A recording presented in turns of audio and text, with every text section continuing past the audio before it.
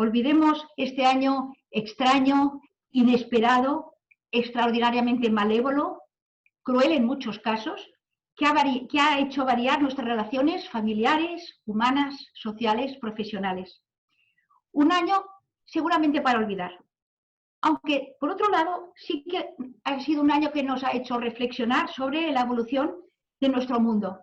Los riesgos a veces inherentes a esta globalización de que hablábamos tan orgullosos y que ha permitido que la pandemia se expandiera en pocos días.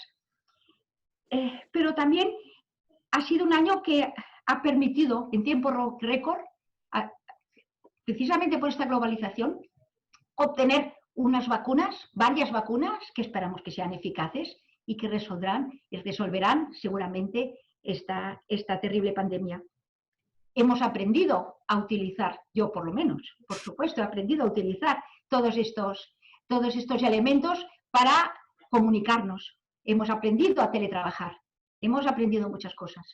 Pero ahora vamos a hablar del 21 y solamente yo les deseo que, como reza nuestra felicitación corporativa, que espero que reciban, este espíritu navideño que nos está entrando, poquito a poco esta vez, porque nos ha costado, pero este espíritu, pues, amable, tierno, comprensivo, bondadoso, que esté presente en todos nuestros corazones durante todo el año 21.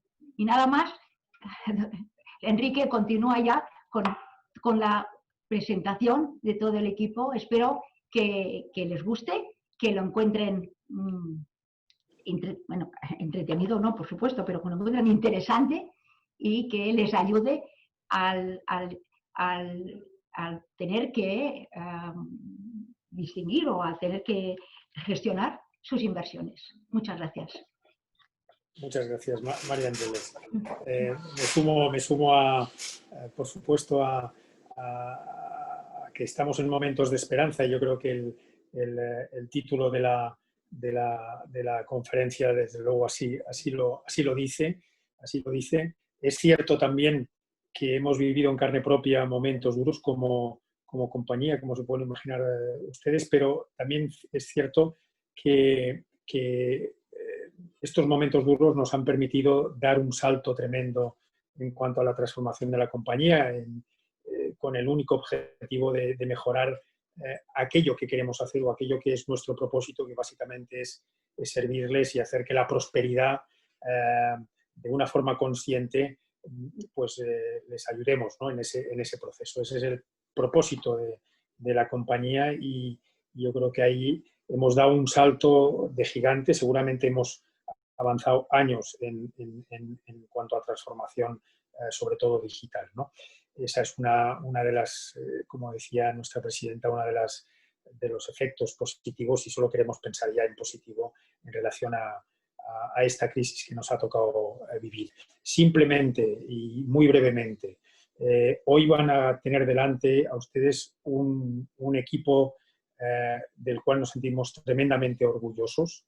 Es el equipo de análisis, de research y de estrategia de GVC Gaesco, que está inserto dentro del área institucional, es decir, los profesionales que van a ver ustedes hoy son profesionales que básicamente se dedican a dar servicio a las grandes instituciones españolas y extranjeras, internacionales, y me refiero tanto a bancos, sociedades de inversión, gestoras, compañías de seguros, mutuas, grandes fondos de inversión y hedge funds, por ejemplo, de la Citi. Es un equipo que tiene el foco en tener una visión clara en cada momento, top-down, macroeconómica y de coyuntura, pero a la vez tiene su foco en analizar cada una de las compañías que cubrimos y de los sectores que cubrimos, básicamente españoles.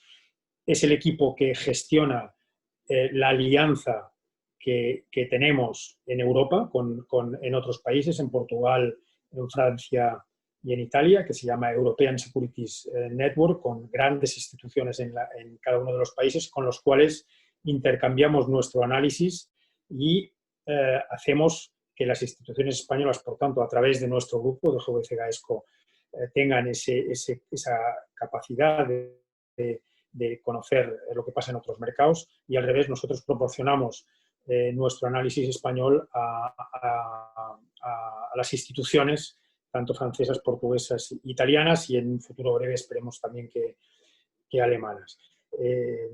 Por tanto, es ese equipo, y quería explicar muy bien qué significa. Saben ustedes que dentro del grupo tenemos 2 núcleos más de profesionales dedicados tanto a la gestión como al análisis, un grupo en la propia gestora, donde tenemos gestores y también analistas, y el grupo de asesoramiento y gestión de fondos de inversión, ¿no? Dentro del ámbito de Wealth Management. Esos son los 3 equipos. Hoy van a ver, yo creo que prácticamente a todo el equipo. Me permito recordarles que es Víctor Peiró quien dirige ese equipo. Es un profesional muy conocido en el sector en España y de una trayectoria extraordinaria, y podemos decir que estamos orgullosos de todo el equipo que ha formado y que ha construido desde hace años, pero recientemente sobre todo, ¿no? Él va a ser el encargado de presentar a todos los miembros del equipo. Yo creo que van a estar prácticamente todos presentados, y cada uno de ellos va a dar una visión sectorial. Por tanto, pues por mi parte nada más, agradecerles también la presencia hoy. Esperemos que esto sea tremendamente útil para ustedes y que ayude a configurar un poco la visión de cómo afrontar la gestión del patrimonio y la toma de decisiones en este año 21, que, vuelvo a repetir, tomamos con una esperanza enorme, y por tanto otra vez les agradecemos su presencia. Víctor, tienes por favor la palabra, y creo que vas a ser tú el que vas a presentar a todo tu equipo. Muchísimas gracias.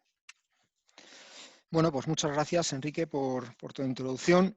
Básicamente, bueno, pues voy a tomar muy pocos minutos para deciros que hoy sí que vamos a aprovechar para, que ya conocéis muchas veces de llamadas telefónicas a todo el equipo de análisis, para que nos conozcáis en persona. Vamos a presentar, bueno, pues un esquema, porque si no sería muy largo, de lo que es la visión que tenemos para la economía, para el mercado y sobre todo para cada uno de los sectores. Y en ellos pues vamos a ver cuáles son los principales drivers de cada sector y los top picks que tenemos para cada uno, las empresas y las inversiones que tendríamos como preferidas por lo menos para este inicio del año, aunque ya sabéis que luego la gestión tiene que ser muy activa. Entonces la jornada se va a desarrollar pues que vamos a ir pasando el turno de unos a otros, empezando por top-down, ¿no? Y el ponente que está hablando pues va a dar introducción al siguiente, ¿no? Que lo hemos ordenado un poco por lo que llamamos value, ¿no? De más value a más growth, ¿no? Entonces, bueno, yo sin quitar mucho más tiempo a los demás, cada intervención va a durar más o menos como unos 10-12 minutos, pues doy paso a Marisa Mazo, que es nuestra experta en macroeconomía. Luego intervendrá más tarde para hablar sobre bancos, que también los domina a la perfección. Y bueno, pues empezamos con Marisa. Venga, muchas gracias. Gracias, Víctor, y gracias a todos los asistentes, que ya es el tercer webinar que vamos a hacer con todos ustedes. Yo les voy a volver a presentar la macro y la voy a hacer de una forma más resumida que lo que hice hace un mes. No, evidentemente mucho no ha cambiado, porque la macroeconomía, salvo que nos aparezcan cisnes negros como el que hemos tenido, no es tan lenta. La verdad es que no ha cambiado mucho la macroeconomía en un mes, pero sí lo que estamos todos es cada vez más ansiosos y más preparados o más listos para llegar a esa normalización económica y social que es lo que estamos anhelando. Como siempre, las 3 dimensiones que ha tenido esta crisis, la social, la sanitaria, o sea, social o sanitaria, la económica y la financiera, han ido avanzando. La sanitaria, cada vez que me reúno con ustedes, les tengo que decir que estamos en máximos de contagios. La buena noticia, que ya la avanzábamos hace un mes, pero que se ha ratificado con otra nueva vacuna, es que ya tenemos 3 vacunas y que se ha empezado por fin a vacunar tanto en Reino Unido como en Estados Unidos.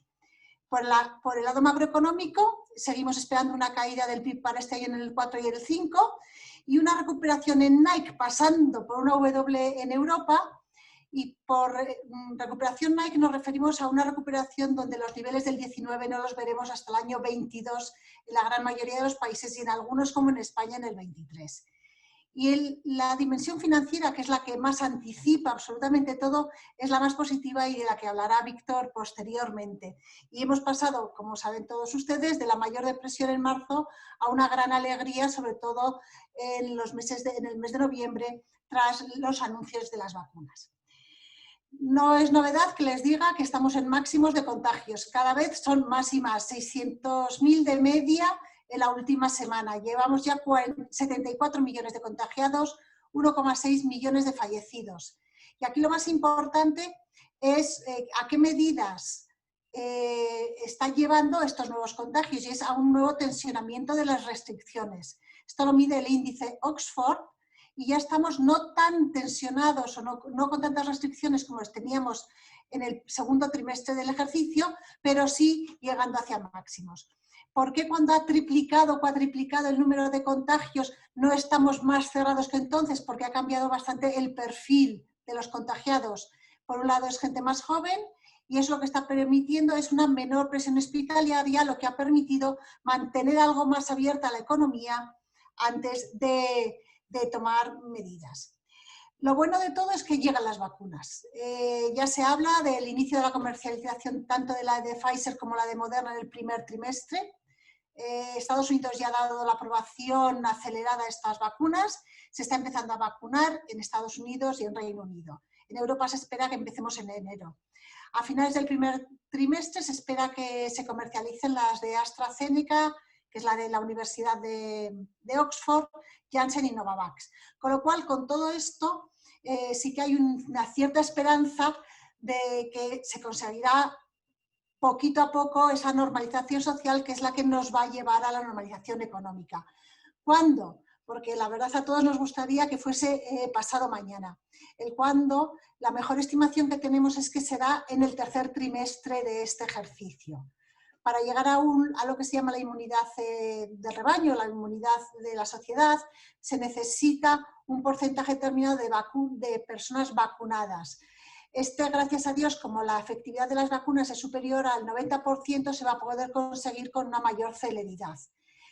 Para nosotros, para España, es tremendamente importante que se llegue a la normalización a principios del tercer trimestre, para no perdernos la temporada turística. Pero la verdad es que es mucho saber si va a ser en julio, agosto, septiembre, pero pensamos que a partir de ese momento y allí podremos empezar a tener o a controlar la pandemia de tal manera que se llegue a una mayor normalización social. Aunque mucho me temo que las mascarillas van a durar un poquito más de tiempo que lo que lleguemos a controlar la pandemia, porque supongo que las mantendrán, aunque no sea más que por motivo de precaución. Esto es muy importante para el tema económico. ¿Por qué? Porque todas las restricciones derivadas de la segunda ola o tercera para algunos nos van a llevar en Europa sobre todo a una W, es decir, probablemente una caída del PIB en el cuarto trimestre, y a continuar el año que viene con una recuperación en forma de Nike, mucho más suavizada de la que hubiéramos previsto hace unos meses al haberse tardado tantísimo en poder controlar la pandemia. Esta recuperación en forma de Nike o de forma del visto bueno, como llama el FMI, lo que supone es, como les he anticipado, no volver a los niveles del 2019 hasta el año 2022 o 2023. China es la que se salva porque va a presentar crecimiento positivo incluso en el año 2020. Las estimaciones macroeconómicas apuntan a una caída del PIB del 4,4 este año y a un crecimiento del 5,2 el año que viene. Decirle que por bloques económicos los países desarrollados van a tener un peor desempeño que las economías emergentes, con una caída más profunda este año y menor recuperación el año que viene. Se espera que las economías avanzadas caigan un 5,8% este año y suban un 3,9% el año que viene. Las emergentes, y sobre todo gracias a China, solo caerán un 3,3% este año y subirán más de un 6% el año que viene. Y dentro de las economías avanzadas, como siempre, Estados Unidos mucho mejor que Europa, y dentro de Europa España está siendo el farolillo rojo. ¿Qué esperamos del fin de año? Pues la verdad que un fin de año para lo que es Europa bastante triste. ¿Por qué triste? Porque el repunte de las infecciones y las nuevas medidas de restricción a la movilidad social están prohibiendo, o sea, están impidiendo una mayor recuperación de la economía, que era lo que se esperaba hace 6 meses. Por eso esperamos una caída del PIB en el cuarto trimestre. En Estados Unidos, por contra, aunque sí que se ha visto un cierto deterioro de los indicadores adelantados, no es tan profundo el deterioro y además las medidas que toman son bastante más laxas. Los gobiernos tienen que mantener el impulso fiscal. Realmente desde hace 6 meses no han hecho nada nuevo, pero todos los organismos internacionales están poniendo el foco en continuar con las medidas a expensas de déficits públicos totalmente desmadrados y de una deuda pública que, como veremos posteriormente, va a llegar a máximos históricos. Van a seguir con una política ultra expansiva, ya hemos visto las últimas medidas del Banco Central Europeo. Hace un mes les anticipábamos que iba a hacer algo, que igual ayudaba un poquito más a los bancos, así lo ha hecho, extendiendo un año más el 1% para los PLRTOs, ha aumentado las compras de deuda hasta 1.850 miles de millones de euros, lo cual va a suponer que prácticamente las emisiones del año que viene de la zona euro estarán cubiertas. Y nosotros pensamos que va a mantener, los tipos de intervención se van a mantener sin cambios. No esperamos ni que la Fed vaya a terreno negativo, ni que el Banco Central Europeo ahonde más en la negatividad. En tanto en cuanto más baje el Banco Central Europeo, al final tienen que acabar en más medidas para la banca, porque estos tipos tan negativos ya saben ustedes que perjudican en gran medida a la banca. Y esto no se puede hacer y a la banca la tienen que ayudar para que siga siendo el vaso comunicador de las políticas monetarias hacia la economía a través del crédito. Estados Unidos, como siempre, el mejor de los avanzados, me refiero. Es una economía muy dinámica, es una economía además que enseguida toma medidas muy drásticas, tanto desde el punto de vista fiscal como desde el punto de vista monetario. La caída para este año va a ser de tan solo el 3,7% y una recuperación del 4% para el año 2021. Nos queda pendiente saber si el paquete nuevo de medidas, que los republicanos apuntan a 500.000 millones de dólares y los demócratas a 2,4 billones españoles de dólares, aunque el Congreso y Senado están divididos entre demócratas y republicanos, yo lo que creo es que los estadounidenses son lo suficientemente pragmáticos como para, si la economía se ve debilitada en algún momento, volver a inyectar el dinero que sea necesario. El dólar, pensamos que tras la primera década de debilitamiento, la segunda década del siglo XXI de fortalecimiento, ahora podemos ir a un nuevo debilitamiento del dólar. Esperamos que se sitúe entre el 1,20 y el 1,30 el próximo ejercicio. Eurozona, como siempre, bastante peor que Europa y además con diferentes velocidades dependiendo de los países y dependiendo de la estructura económica de los países. Se ha revisado al alza hace una semana el PIB de la eurozona del año 20 hasta menos 7,3 y a la baja el del 2021. No se ve inflación, se ha vuelto a revisar a la baja, ni se la espera. Luego hablaré un poquito sobre los agoreros de la inflación, porque hay mucha gente que piensa que va a venir una gran inflación. Y sobre todo hay que señalar el importante papel que el Banco Central Europeo está jugando en la eurozona, tanto por su política monetaria como por azuzador de la propia eurozona para implantar un impulso fiscal muy relevante. Porque del todo el impulso fiscal que se aprobó entre los meses de abril, mayo y junio, realmente habíamos visto una parálisis en el Next Generation por culpa de Hungría y Polonia, que por fin lo han desbloqueado, y lo que hemos visto que ya se está poniendo en marcha. El SURE ya ha aprobado más de 90.000 millones de euros a diferentes países. El SURE es el que va a pagar los ERTES, y ha hecho 3 emisiones por importe de casi 40.000 millones. El MEDE no se ha utilizado y el BEI todavía tampoco. Con lo cual, a partir del desbloqueo de Hungría y Polonia, tanto del Next Generation como del marco financiero plurianual, entendemos que se empezarán ya a aprobar y financiar los proyectos que la Unión Europea considere que son meritorios de estar dentro de alguno de los diferentes proyectos que hay para poder, o dentro de los acuerdos para financiar, que os recuerdo que es fundamentalmente digitalización, economía verde, etcétera. España es el farolillo rojo, ya lo advertíamos desde hace meses, se confirma. Y la verdad tampoco había mucha duda aquí en que esto iba a pasar. Primero porque nuestras medidas de restricción en el segundo trimestre fueron de las más duras y en segundo porque nuestra economía depende muchísimo del turismo, que ha sido uno de los grandes afectados por la pandemia. Mantenemos un escenario central de una caída entre el 10 y el 12 para este año y una recuperación del 5 o 7 para el año que viene. Aquí muy dependientes de cuándo logremos controlar la pandemia. Aquí, como siempre, España, el sector privado en la última década lo ha hecho bien, el que no lo ha hecho tan bien es el sector público. Ahora se le permite tener déficit público y endeudarse prácticamente, no voy a decir ad infinitum, pero casi hasta que se salga de la pandemia, pero los niveles de deuda con los que vamos a salir de esta crisis, que se aproximarán al 130%, lo que provocarán de aquí a 4 o 5 años será una nueva revisión de toda la estructura de gasto público y también de estructura impositiva de nuestro país, porque la deuda habrá que irla bajando poco a poco en el futuro. De los países emergentes una palabra, y porque son muy relevantes para las empresas españolas cotizadas.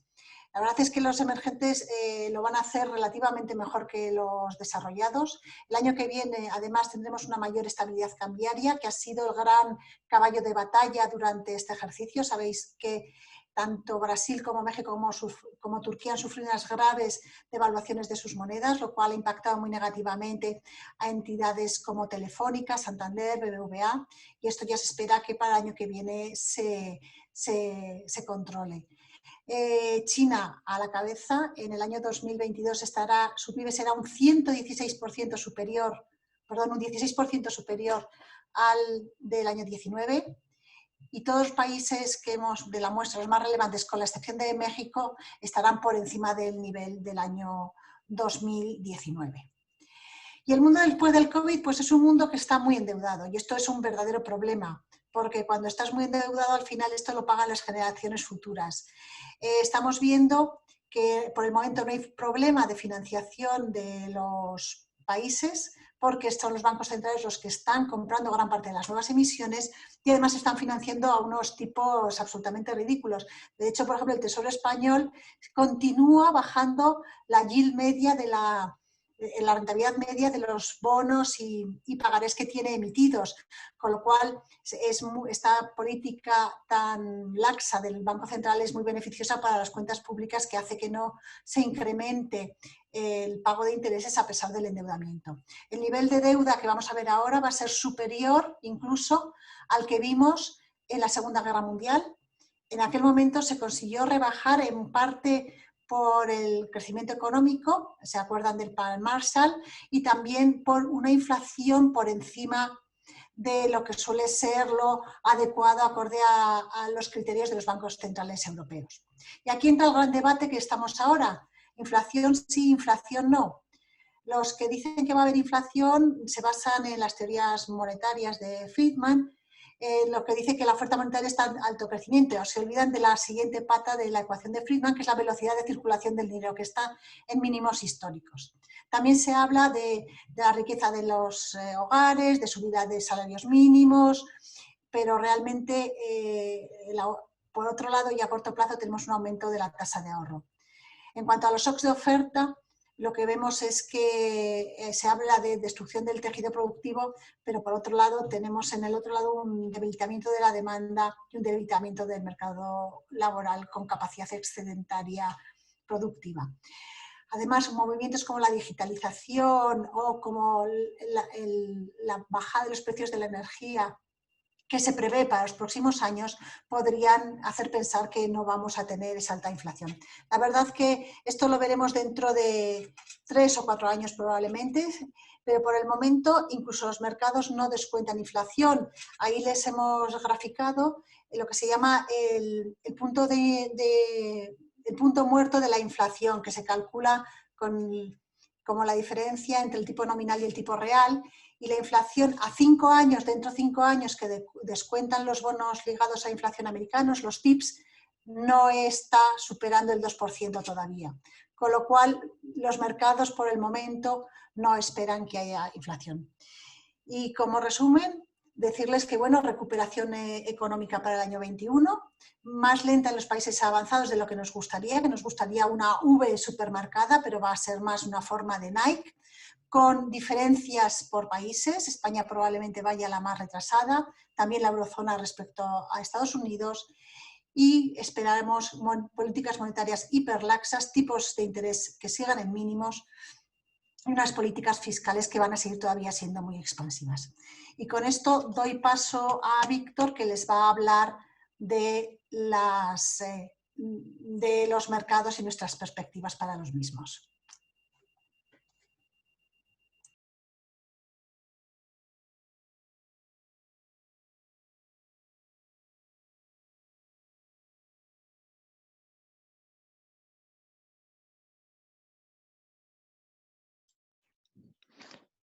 Bueno, pues buenas tardes a todos.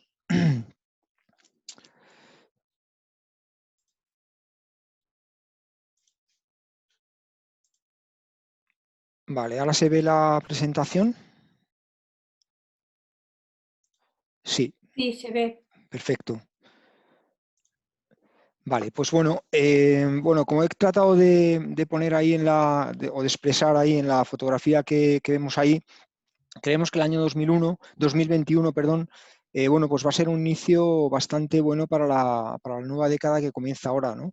Ahora os daré un poco las razones, pero creemos que una vez más, frente a los miedos que teníamos hace 8 o 9 meses, pues la humanidad más o menos está reaccionando bien. Es verdad que la enfermedad no está controlada del todo, pero bueno, hemos visto un desarrollo en tiempo récord de vacunas con nuevas tecnologías y hemos visto un empuje a una serie de tendencias que van a ser muy positivas para la productividad del mercado. Bueno, con esto, nuestra visión de la bolsa para 2021 básicamente se puede resumir en que pensamos que sigue habiendo recorrido bursátil, ¿no? Y esto lo decimos porque hay que ver dónde estamos, ¿no? Aquí he tratado de representar las 3 curvas famosas que ahora mismo pueden afectar un poco a los inversores. La primera sería la negra, que es la de la enfermedad, va a ir retrasada. Como veis ahí, pues hemos graficado un poco lo que ha dicho Marisa, ¿no? Que pensamos que vamos a seguir viendo crecimiento de los infectados y la situación complicada en el mundo sanitario hasta por lo menos la mitad del año, la primera mitad del 2021. Sin embargo, lo que es la línea del mercado, que es la azul, pues como veis va por delante, ¿no? Tanto de la curva sanitaria como de la curva verde, que es la de la economía. En la economía hemos tratado de dibujar ahí lo que es la W esta que mencionaba Marisa, que es una W muy corta, ¿no? Es una W que tuvo su brazo alcista en el tercer trimestre, donde todos los datos de PIB pues, sorprendieron al alza, que ahora se está yendo un poquito para abajo, pero que como vemos luego, estimamos que va a tener una subida progresiva en los próximos trimestres, ¿no? Y el mercado, que es la línea azul, pues va a seguir siempre adelantando o anticipando, perdón, esa tendencia macroeconómica. Realmente esto no es nuevo. Aquí lo que tratamos es de enseñar cómo en todas las demás anteriores ciclos económicos, tanto la recesión como lo que es la parte alcista del ciclo, el mercado se ha adelantado 7 meses de media a este cambio de ciclo económico. Y en este caso, como estamos pensando que la economía pues podrá empezar a despegar en la mitad del año 2021, pues estamos justo ahora 6-7 meses antes y por lo tanto pues creemos que la subida que ha iniciado el mercado ahora pues va a tener continuidad. Bueno, el mercado ha rebotado mucho desde los mínimos, como vemos aquí. El Nasdaq ha subido un 60%, el DAX ha subido un 35%, el Eurostoxx ha subido un 30% y el IBEX un 20%. Siempre decimos que el mercado español es el patito feo, pero realmente no es así. El tema es la composición sectorial y así lo demuestra que el IBEX Small ha subido prácticamente pues, igual que el Nasdaq. Hay empresas pequeñas donde nosotros somos especialistas que han tenido recuperaciones muy acentuadas. Pero a pesar de este rebote que hemos visto desde los mínimos, todavía hay bastante recorrido hacia los niveles pre-COVID. En concreto, en el Eurostoxx 50 hay un recorrido del 10% y en el IBEX del 20%, para llegar a esos niveles que había pre-COVID, que no quiere decir de valoración. La valoración ya antes de pre-COVID era superior a esos niveles. ¿Por qué somos positivos en el mercado? Bueno, pues porque las coordenadas más importantes del mercado están a favor de que sea alcista, ¿no?, este año, ¿no? La primera es que ahora mismo tenemos más visibilidad que hace 8 meses. O sea, hace 8 meses se podía apostar por una solución o no, pero la verdad que estando confinados todos en casa, viendo las ciudades totalmente vacías, pues había bastante riesgo. Ahora mismo la visibilidad es mucho mayor, básicamente pues por esa existencia de la vacuna y porque poco a poco el conocimiento de la enfermedad va siendo más extendido, ¿no? Pero más a nivel fundamental, las otras coordenadas también son muy potentes, ¿no? La primera es la recuperación, bueno, la segunda es la recuperación progresiva de los beneficios. La siguiente es que existe valor, ¿no? Hay muchos, bueno, casi todas las empresas están cotizando por debajo de los valores medios históricos y además se están produciendo operaciones que están aflorando ese valor de una forma muy importante, como luego veremos. Y por último, hay mucha liquidez. Además, es una liquidez con una rentabilidad alternativa muy compleja. O sea, para buscar rentabilidad, pues estamos viendo cómo las casas de inversión, como por ejemplo la nuestra, pues tiene que irse a la bolsa o activos alternativos, porque la parte de lo que es la rentabilidad sin riesgo está cada vez más complicada, ¿no? Los tipos de interés son muy bajos. Y esto además conlleva unos costes de financiación ultra bajos, tanto para las empresas como para los inversores y para apalancarse a la hora de invertir, ¿no? ¿Dónde vamos a buscar nosotros oportunidades de inversión? Bueno, pues primero en las revoluciones que están en marcha. Realmente ahora mismo hay unas revoluciones que no sé si nos estamos dando cuenta, pero ahora las revoluciones se producen más en decenas de años que en siglos como era antes. Antes era el siglo de la revolución industrial, el siglo del cambio de los coches por los caballos, una serie de revoluciones que llevaban mucho tiempo, ¿no? Ahora se están produciendo en años, ¿no?, estas revoluciones. Tenemos la revolución digital, la aceleración digital, lo que es la implantación de la industria 4.0, que es la industria que está manejada todo por robótica, por lo que es los datos. Tenemos el 5G, que bueno, va a ser costoso para las compañías de telecoms, pero sin embargo va a suponer una muchísima mayor agilidad en lo que es el manejo de todas las infraestructuras vía Internet, lo que es el Internet de las cosas, Internet of the Things. La medicina también está acelerando en lo que es la Health Tech, ¿no? Medicina pues a distancia. El Green Tech, las redes energéticas se están empezando a gestionar vía datos y vía remota. La conectividad de todos los coches, de todas las infraestructuras va a acelerarse. Luego tenemos la revolución energética, ¿no?, que no ha hecho más que empezar. O sea, a pesar de que todo estamos viendo en el mercado esta explosión de las renovables, realmente eso solamente es una pata de la revolución energética, ¿no? Aquí lo importante es que se va a empezar a desarrollar el almacenamiento, la fabricación de hidrógeno verde, la sustitución del hidrógeno gris por el hidrógeno verde, la gestión de las redes inteligentes, la generación distribuida, una generación que ya no va a estar centrada en grandes plantas nucleares de carbón o de gas, sino que va a estar en el propio tejado de las casas o en los parques fotovoltaicos más cercanos a las ciudades.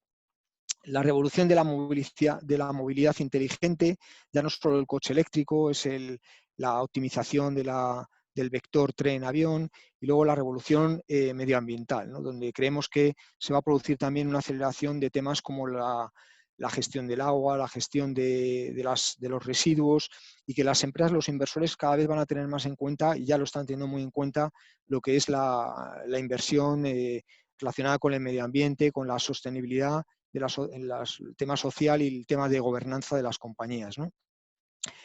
Y también vamos a buscar oportunidades de inversión en los factores que crean valor, ¿no?, que son, bueno, pues el hecho de que las empresas con esta crisis han dado una vuelta de tuerca más al concepto de cash is king. Están en marcha su primer tren de hidrógeno en 2023. Por su parte, CAF lidera un consorcio de la Comisión Europea para desarrollar un prototipo con otras compañías. En la siguiente slide vemos que Talgo es nuestro top pick del sector español. Tiene un 30% de potencial todavía con respecto a nuestro valor teórico, y CAF también nos gusta, pero tiene menos potencial. Talgo ha tenido una caída más importante porque ha estado más penalizada por los menores ingresos de mantenimiento que están teniendo. Recordar que los principales ingresos de mantenimiento provienen de trenes de muy alta velocidad y de larga distancia que ahora mismo con la pandemia pues, están a una utilización de la capacidad bastante baja, ¿no? Talgo tiene una cartera de pedidos muy elevada, 3.300 millones de euros al cierre de los 9 meses de 2020. Estos son 6 veces las ventas de 2021 y tiene de esta cartera de pedidos el 64% en mantenimiento. Las oportunidades comerciales que se presentan para Talgo son importantes, están valoradas en unos 8.000 millones, de los cuales el 56% son tenders de muy alta velocidad y luego pues también está presente en tenders regionales y cercanías, ¿no? Aunque digamos que es un nuevo entrante en este sector, porque está más centrada en muy alta velocidad.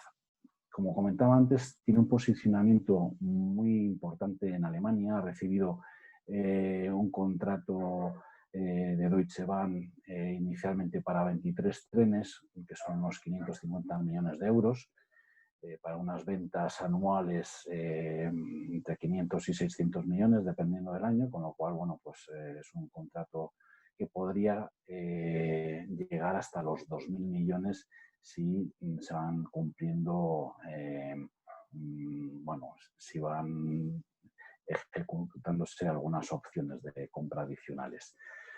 En España tiene un buen posicionamiento también, tiene buenos contratos de mantenimiento de Renfe y bueno, pues está participando también en los tenders de Renfe.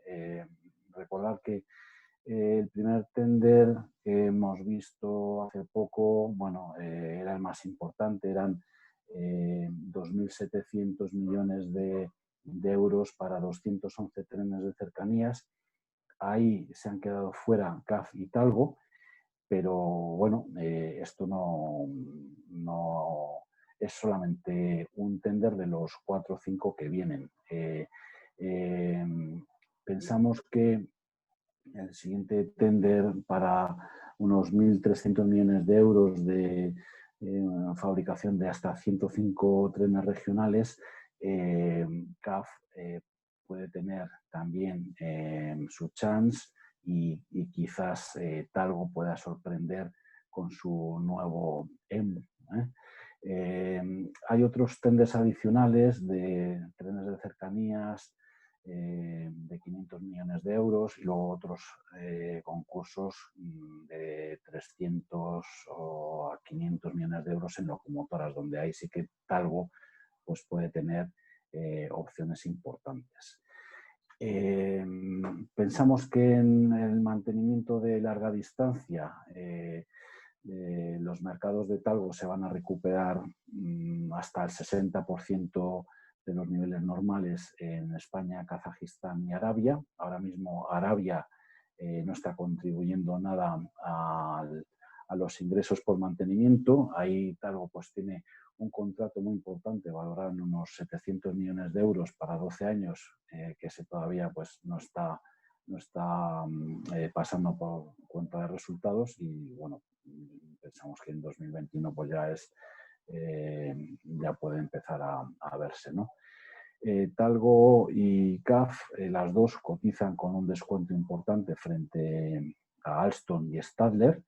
Y en el caso de Talgo es la más pequeña, tiene una capitalización de 500 millones de euros, pero tiene el margen EBIT esperado de 2021 más alto, en torno al 12,7% versus 9,6% del sector cotizado. En la siguiente slide vamos a resumir un poco los puntos más importantes del sector automóvil. El sector automóvil está centrado en el case Esto es vehículo conectado, vehículo autónomo, vehículo compartido y vehículo eléctrico. El punto más importante es el del vehículo eléctrico, que va a contribuir de forma muy notable a la reducción de las emisiones en los próximos años.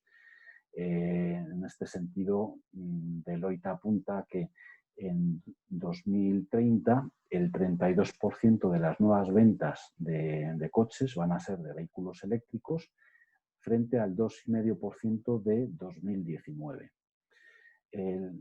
Los objetivos de reducción de emisiones en la Unión Europea son un 15% de reducción de aquí a 2025 y un 37,5% de reducción de ahora a 2030 versus 2021. La rentabilidad de los vehículos eléctricos va a depender del modelo y de la tirada. Tesla, en este sentido, espera un margen EBIT del 9% en 2020, con unas ventas de 31.000 millones y 500.000 unidades, y sin embargo el modelo Fiat 500 con una inversión de 700 millones de euros y un precio de 26.000 euros podría ser rentable con 50.000 unidades de tirada al año. Destacamos dentro de las compañías españolas un proveedor estratégico que es Gestamp. Gestamp acompaña a los principales fabricantes de automóviles, tiene 112 fábricas en 23 países, participa en la fabricación de 900 modelos de automóviles y está contribuyendo a producir coches más seguros y más ligeros con el objetivo de reducir el consumo de energía. ¿Cómo consigue esto? En parte por el método de fabricación, que es la estampación en caliente. Con este método reduce los espesores del chasis y de la carrocería. Y bueno, pues esta es la tendencia del sector, reducir el peso de los automóviles para de esta forma emitir menos emisiones. Gestamp destacamos también que utiliza las tecnologías más punteras del sector. Está desarrollando la Smart Factory, donde todo está conectado, donde se permite desarrollar procesos eficientes, adelantándose a los problemas que puedan surgir, y un foco de atención dentro de la compañía es el desarrollo de la digitalización, que va a permitir reducir costes y mejorar los márgenes. El coche eléctrico es una nueva oportunidad. En general, los híbridos y los eléctricos normalmente pesan más, y esto implica nuevo balanceo de equipos en el coche, de carrocerías nuevas y de, por ejemplo, la fabricación de la carcasa para las baterías, que va a ser una nueva línea de negocio dentro de Gestamp. Gestamp estuvo muy penalizada en bolsa, llegó hasta los 2 euros y ha tenido también pues, una recuperación muy notable. Hemos visto un tercer trimestre de resultados muy sólidos. En el segundo trimestre dio unas guías bueno, pues con una mejora de márgenes notable y con reducciones de costes. Y aunque ha tenido una recuperación notable y bueno, pues ya el potencial pues, se ha visto reducido, pensamos que todavía hay potencial podría haber potencial si van cumpliendo lo que dijeron. En 2022 esperan un margen EBITDA del 13% y, por ejemplo, nuestras estimaciones están construidas con unos márgenes en torno al 12%, con lo cual, bueno, si vemos que la compañía va cumpliendo pues, todas las guías, pues podríamos mejorar la valoración. Es una compañía que nos gusta y es una compañía muy sólida. A nivel europeo, ya para terminar, destacamos Fiat Chrysler. Esta compañía pues, está en plena fusión con PSA, que se va a finalizar en el primer trimestre de 2021. Y los accionistas de Fiat van a recibir además un dividendo de 1,8 euros y van a recibir también un porcentaje de Faurecia. Y bueno, pues esta compañía tiene un potencial del 40% más o menos hasta 19,25 euros. Una compañía muy sólida y después de la fusión pues va a tener una cuota de mercado muy importante. Y ya en motos destacamos Piaggio Group, una cuota de mercado del 14% en Europa. Van a seguir creando valor y bueno, pues se van a lanzar nuevos modelos de motos eléctricas como la Aprilia Scooter. Están muy centrados en India, que se está recuperando, y el resto de mercados asiáticos también mejoran. En el año pues todavía acumula una caída del 3%, pero tiene un potencial a día de hoy del 23% hasta 3,25 euros. Bueno, finalizo mi exposición y cedo la palabra a Jaime. Hola, buenas a todos. A ver si voy a compartir la pantalla. ¿Se ve bien? ¿Sí? ¿Se ve bien? Sí, perfecto. Vale. Genial. Bueno, pues buenas tardes a todos. Como ya sabéis, el sector turístico ha sido uno de los más penalizados durante este año 2020 por el COVID y las restricciones que se han impuesto por culpa de esta pandemia, ¿no? Pero bueno, de cara al año que viene, gracias a las vacunas y a las mejores perspectivas que han salido tras las noticias de Pfizer y las demás comercializadoras y productoras de vacunas, pues hemos mejorado las perspectivas de cara a 2021, ¿no?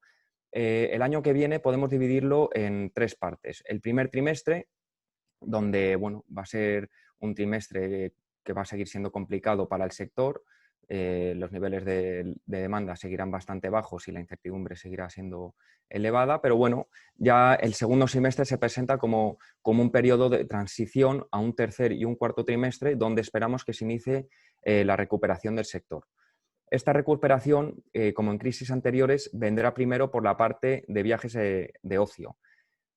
Como en crisis anteriores hemos visto que las empresas lo primero que hacen es recortar en viajes corporativos y por tanto estos tardan más en recuperarse, ¿no? Y por ello esperamos que esta recuperación venga con unos cambios estructurales asociados. Estos cambios vienen ya que estas empresas del sector se tienen que ir acostumbrando y tienen que ir adaptándose a las nuevas tendencias de la demanda y nuevos hábitos del consumidor, ¿no? Por ejemplo, tendrán que ver las aerolíneas cómo adaptar la clase business para optimizar estos asientos en el avión por la menor demanda corporativa, o los hoteles urbanos de carácter corporativo ver cómo aumentar los niveles de ocupación debido a la menor demanda. Pues esos son los retos que vemos de cara a esta recuperación del turismo, ¿no? Sin embargo, luego el 2020 ha supuesto una fuerte ha sido como un catalizador, ¿no? de la digitalización. Muchas empresas se han visto obligadas, ¿no? a acelerar este proceso y bueno, esperemos que se consolide durante los próximos años y esto permita pues, a las empresas ahorros de costes y por lo tanto mejoras de márgenes, ¿no? Y bueno, dentro del sector turístico hay empresas que por su modelo de negocio y tipología de clientes se va a recuperar antes que otras. Como ya he comentado, el vacacional se va a recuperar antes y por eso hemos elegido Meliá como uno de nuestros top picks. La recuperación de la hotelera empezará, como ya he comentado, en línea con la recuperación del sector en la segunda mitad de 2021. Al final el carácter y el ADN de la compañía es puramente vacacional. La empresa tiene una posición muy competitiva y buena cuota de mercado en destinos vacacionales muy demandados, como son el Caribe, la cuenca del Mediterráneo y el sudeste asiático. Y bueno, de cara a la recuperación, pues va a captar y puede aprovechar para seguir captando la demanda, ¿no? que se va a ver durante la recuperación. Por otro lado, otra parte de su cartera de hoteles está destinado a los urbanos, son hoteles urbanos, y estos, bueno, aquí lo que vamos a ver es un nuevo concepto que se está poniendo de moda, que es el bleisure, que es turismo que combinan business y leisure, ¿no? Que al final es la unión de viajes de ocio y viajes de turismo, que el concepto de Hotel de Meliá es el idóneo para captar este tipo de demanda, ¿no? Y aquí vemos un potencial de crecimiento de cara a la recuperación del sector y de la compañía. Por otro lado, la digitalización ha jugado un papel importante en la compañía durante este año. El año pasado, el 30% de las reservas se hicieron por el canal online, por melia.com, y este verano ha subido hasta un 60%. Esperamos que esto se asiente y la compañía siga desarrollando este tipo de canales que favorecen a la mejora de márgenes. Y además esto, junto con los ahorros de costes estructurales que está llevando a cabo ya la compañía, pues va a mejorar su rentabilidad. Y por último, destacar que tiene una base de activos muy importante y muy interesante que en caso de querer reducir deuda y de seguir creciendo estratégicamente en mercados como Asia, donde sigue creciendo, pues puede usar la base de activos para rotar algún activo y tener liquidez adicional, ¿no? Luego, por otro lado, hemos elegido dentro de las aerolíneas IAG. IAG ha sido una de las más penalizadas porque, la demanda ha caído muchísimo y la confianza del consumidor ha estado muy, muy penalizada. Pero bueno, de cara al próximo año, destacamos que la ampliación de capital ha sido un apoyo muy positivo para el balance, y la compañía, aparte, tiene una masa crítica y una posición competitiva en mercados estratégicos que hacen que saldrá reforzada, ¿no? La compañía tiene presencia en 3 de los principales hubs europeos, Dublín, Londres y Madrid, y si se materializa la compra de Euroeuropa, Iberia conseguirá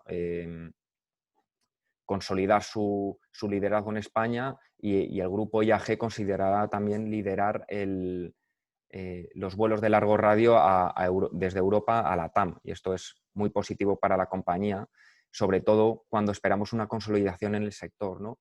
Esta consolidación no vendrá solo por operaciones de M&A, sino más por empresas que se van quedando por el camino, ¿no? Esto permitirá que los pocos players que queden concentren toda la demanda y salgan reforzados, ¿no? IAG, que es uno de los top players, pues saldrá reforzado de esta crisis, ¿no? También destacar que la empresa lleva unos años con un plan de optimización de costes para aumentar el coste variable sobre el fijo, y este año, durante 2020, se ha visto obligada a acelerarlo un montón para adaptarse a las características del mercado y a la baja demanda, y esto ha supuesto pues un punto de inflexión para que la compañía pueda tener esa flexibilidad y se consolide como una compañía flexible en tema de optimización de costes en los próximos años, y pueda adaptar su capacidad en función de las fluctuaciones de la demanda para seguir manteniendo una ocupación de los aviones elevada y mantener la rentabilidad. Así que pensamos que va a ser tanto Meliá en los hoteles como IAG los grandes beneficiados, y son nuestras apuestas para el año que viene. Y ahora os paso a mi compañero Juan para que os comente eDreams. Buenas tardes a todos, muchas gracias. Muchas gracias, Jaime. Os comento rápidamente eDreams, nuestras ideas básicas de inversión. Creemos que es un ganador claro en este contexto post-COVID.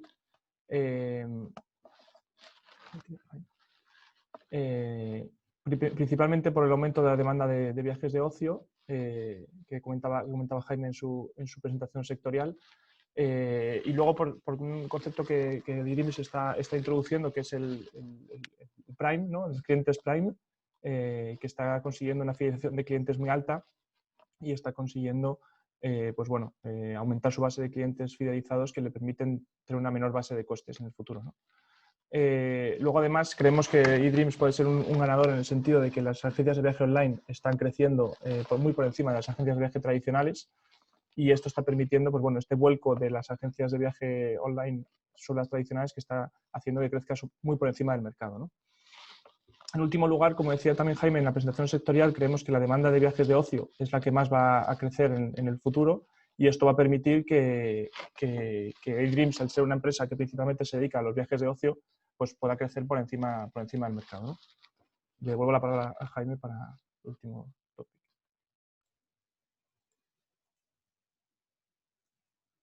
¿Se ve bien? Vale, ¿se ve bien ahora? Sí, se ve Vale, perfecto. vale, genial. Vale, pues bueno, rápidamente hemos elegido un top pick europeo, que es Ibersol. Ibersol es una empresa que tiene bajo su gestión temas de restauración y algún hotel.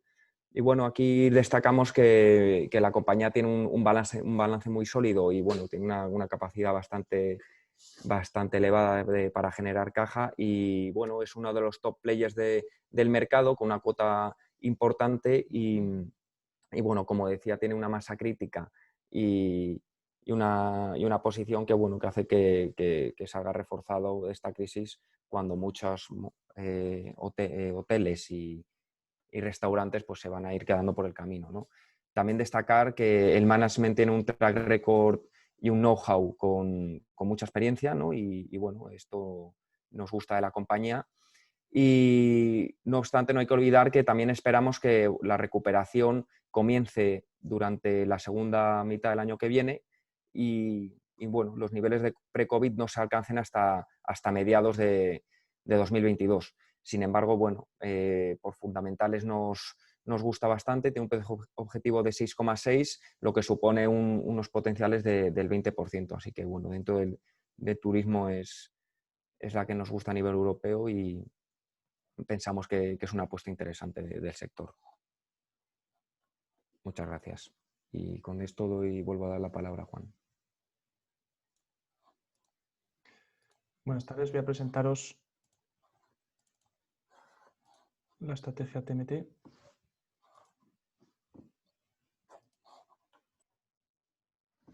¿Se ve bien? Vale. ¿No? ¿Ahora? Vale. Buenas tardes, os presento la estrategia TMT. Vamos a empezar hablando de telecomunicaciones. En telecomunicaciones tenemos dos principales corrientes, ¿no?, que creemos que van a marcar el año 2021. Por un lado están las infraestructuras y por otro lado 5G, ¿no? En cuestión de infraestructuras, como ha comentado Víctor en la introducción, estamos viendo una tendencia clara a lo que son la separación de negocios, ¿no? Las telecom están empezando a centrarse en su core business, ¿no?, en la parte de ofrecer servicios de telecomunicaciones a los clientes, y están empezando a separar sus negocios de infraestructura, ¿no? Lo estamos viendo desde hace varios años con las torres móviles, lo estamos empezando también a ver con las infraestructuras fijas. Y como decía Víctor al principio, al final una de las principales causas es que se está valorando muchísimo más estas infraestructuras fuera de los balances de las compañías telecom que dentro de ellas, ¿no? Pues ponemos un ejemplo claro.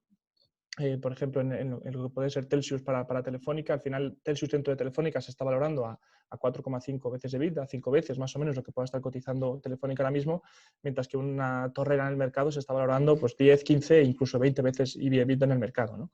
Entonces, esta tendencia de que primero, por un lado, les viene muy bien a las telecom para quitarse una carga que tienen encima de infraestructura, de personal y de gastos, etcétera, y por otra parte, esa valoración extra que se está viendo en el mercado, pues creemos que es una corriente clara para que operadores pequeños y medianos pues cedan esta infraestructura a operadores neutros, como está pasando con Cellnex, y operadores grandes, como estamos viendo con Vodafone o con Telefónica o con Orange, pues quieran monetizar esas torres por su propia cuenta, ¿no? Ya sea con salidas a bolsa, como está haciendo Vodafone, ya sea con intra de inversores, como hizo Telxius, o ya sea con una ecuación mixta, como puede estar intentando Orange, ¿no?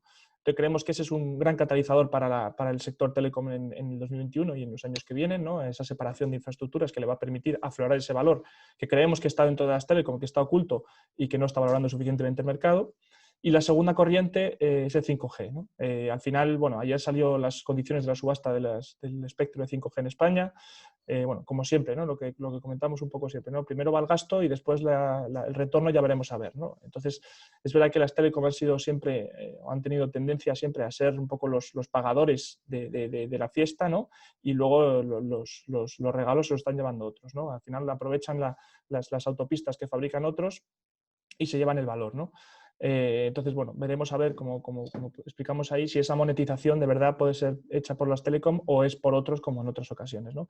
Creemos que el 5G tiene un gran potencial, comentábamos al principio en la introducción que hacía Víctor, que bueno, puede cambiar muchísimo a nivel industrial, a nivel empresarial, tiene muchísimas aplicaciones, pero de verdad vamos a ver si son las telecom las que pueden monetizarlo, porque ya estamos viendo que a nivel comercial ya se está comercializando 5G, que es verdad que no es 5G real, pero bueno, estamos viendo tarifas bueno, no con un upside suficiente en precios como para monetizar las grandes inversiones que tienen que realizar en 5G, ¿no? Entonces, bueno, veremos a ver. Y luego, por encima de estas dos corrientes, tenemos una capa que cubre todo esto, ¿no? Que es el tema de la consolidación, que lo estamos viendo también lo comentaba Víctor al principio, lo estamos viendo en muchos sectores, pero en el sector telecom es especialmente sangrante, ¿no? Siempre hemos comentado, en Europa tenemos 150, 200 operadores más o menos móviles en toda Europa, mientras que en Estados Unidos acabamos de ver la consolidación del cuarto y el tercero, o sea, tenemos 3 operadores para todo Estados Unidos, en China tenemos 3, 4 operadores, y en Europa, pues bueno, por esta corriente de la Comisión Europea, siempre tan contraria a la consolidación, pues tenemos un mercado hiperfragmentado en el cual la competencia es muy elevada y las rentabilidades y los márgenes de las compañías pues cada vez son menores, ¿no? Parece que estamos viendo un cambio de mentalidad en el regulador europeo de un poquito más pro consolidación, creo que parece que se están dando cuenta, como siempre un poco tarde, pero parece que se están dando cuenta los reguladores europeos de que es necesario crear gigantes europeos para que puedan competir con los grandes operadores americanos, ¿no? Porque al final es verdad que sin tamaño no puedes competir y parece que vamos a empezar a ver un movimiento consolidador. Creemos que puede llegar una primera consolidación, una primera fase de consolidación intrapaís, que yo creo que en 2021 en España vamos a tener noticias sobre ello, porque parece que el tema de Vodafone y MásMóvil pues puede que avance bastante durante este año y otras pequeñas consolidaciones. Y luego yo creo que veremos consolidaciones intraeuropeas, ¿no? Intrapaís, ¿no? Al final, el objetivo final, se comentaba hace unas semanas en prensa, ¿no? Es tener pues 3, 4, 5 operadores a nivel europeo y no tener mucho más, ¿no? Tener pequeños operadores pero muy locales, pero que no hagan en realidad gran competencia y tener pues, grandes campeones europeos que puedan competir de tú a tú con los americanos, ¿no? Luego en el sector media tenemos un cambio de modelo terrible, ¿no? Lo que veíamos, lo que siempre hemos visto en los últimos años de las compañías de medios que eran las expertas en soportar la caída de ingresos de la televisión tradicional con un gran ajuste de costes y seguir manteniendo niveles de EBITDA y de generación de caja. Ahora estamos viendo que está surgiendo un nuevo mercado, ¿no? Ya no es el mercado de la televisión, sino es el mercado audiovisual, ¿no? Es un mercado mucho más amplio, en el cual hay muchos más actores, en el cual están entrando las OTTs, en el cual está entrando YouTube, en el cual están entrando incluso los canales Twitch, otros muchos canales de contenido audiovisual, en los cuales las empresas de medios tradicionales, A3 Media y Mediaset en España, por ejemplo, tienen que tomar conciencia de que es un mercado mucho más grande en el cual ellos van a tener una posición mucho más pequeña, ¿no? Hasta ahora mismo en el mercado de televisión en España, pues estos dos operadores estaban repartiendo el 80-85% de la tarta, pues ahora probablemente vayan a estar en un mercado que es mucho más grande, en el cual su cuota va a ser mucho más pequeña, ¿no? Entonces, en la medida en la que puedan participar y sean competitivos en este mercado, pues tendrán éxito o no, ¿no? Estamos viendo que hay un gran potencial con la producción audiovisual, en el cual pues, principalmente A3 Media está siendo muy, muy activa, ¿no? Y incluso con la joint venture que tiene con Telefónica y sus propios contenidos audiovisuales que le han generado pues unos grandes ingresos en los últimos años gracias a las ventas de estos contenidos a las OTTs, y veremos a ver si esta diversificación de ingresos la consiguen mantener y tener bueno, éxito en este, como digo, en este nuevo ecosistema mucho más grande, ¿no? En cuanto a nuestros topics del sector, tenemos 3, principalmente como consecuencia de lo que hemos comentado, ¿no? Anteriormente de las drivers del sector. En cuanto a la parte de infraestructuras, tenemos un claro campeón que es Cellnex, ¿no? Hemos visto cómo ha crecido en los últimos años de manera espectacular y creemos que sigue habiendo mucho recorrido. Estimamos que sigue habiendo aproximadamente unas 100.000 torres más o menos a nivel europeo en manos de pequeños operadores que son potencialmente vendibles a otro operador, ya puede ser Cellnex o cualquier otro. Entonces creemos que esta tendencia de externalización de infraestructuras va a ser clave, y Cellnex es un claro ganador en este contexto, ¿no? Porque al final se aprovecha de unos tipos de interés muy bajos que le están permitiendo financiarse con apenas costes y conseguir pues, bueno, aumentar su masa crítica y mejorar casi de manera exponencial sus márgenes, ¿no?